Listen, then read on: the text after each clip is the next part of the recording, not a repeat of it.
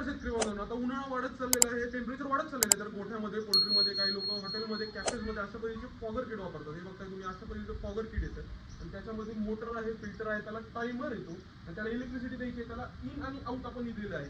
ते जवळून तुम्ही पाहू शकता. तर अशा पद्धतीचं प्लग अँड प्लेला इथं इनलेट आपण दिलेलं आहे. इनलेटला तुम्हाला पाण्याचा सोर्स वापरायचा आहे. आता आपण बादलीमध्ये ठेवलेलं आहे, तुम्ही बॅरलमध्ये वगैरे ठेवू शकता. आणि आउटलेटला अशा पद्धतीची पूर्ण पाईप फिरवून घ्यायची आहे आणि 5 ते 6 फुटावरती, आता आपण गोडाऊनमध्ये असल्यामुळं थोड्या जवळवरती आपण फॉगर लावलेले आहे.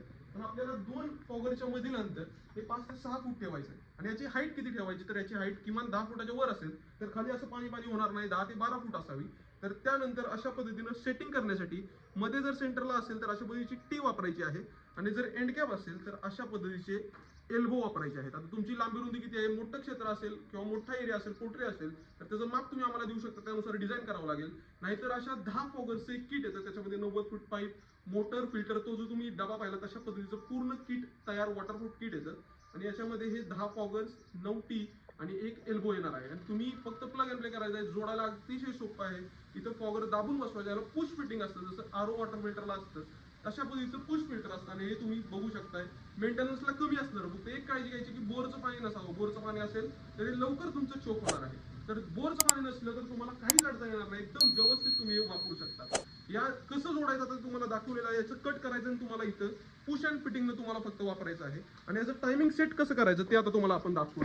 तर ते टायमिंग सेट करण्यासाठी प्रथम आपल्याला हे पूर्ण बंद करायचं आहे आणि बंद केल्यानंतर हे सेटचं बटन आपल्याला दाबून धरायचं आहे.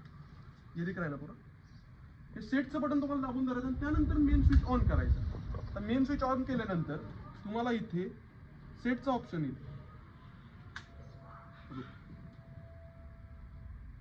आता सेटचं बटन आपल्याला दाबून धरायचं आणि मेन स्विच ऑन करायचं आहे, म्हणजे चालू करायचं. आणि इथं सेट लिहिलेलं दिसेल. त्यानंतर पीओडी सेटिंग, म्हणजे स्टार्ट केल्यानंतर किती वेळ थांबायचं आहे, तर हे 4 सेकंद हे कमी ठेवावे.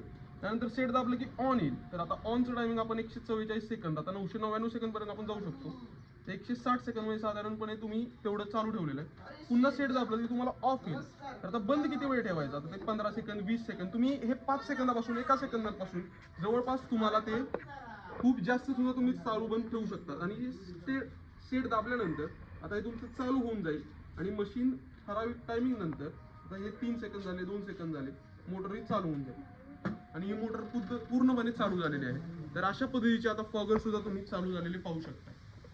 तर अशा पद्धतीचे किट आहे. जरी तुम्हाला मागवायचं असेल, याच्याबद्दल अधिक कोणती माहिती हवी असेल तर दिलेल्या नंबरला कॉन्टॅक्ट करू शकता आणि अशाच अधिक व्हिडिओसाठी आपलं पेज नक्कीच सबस्क्राईब करू शकता.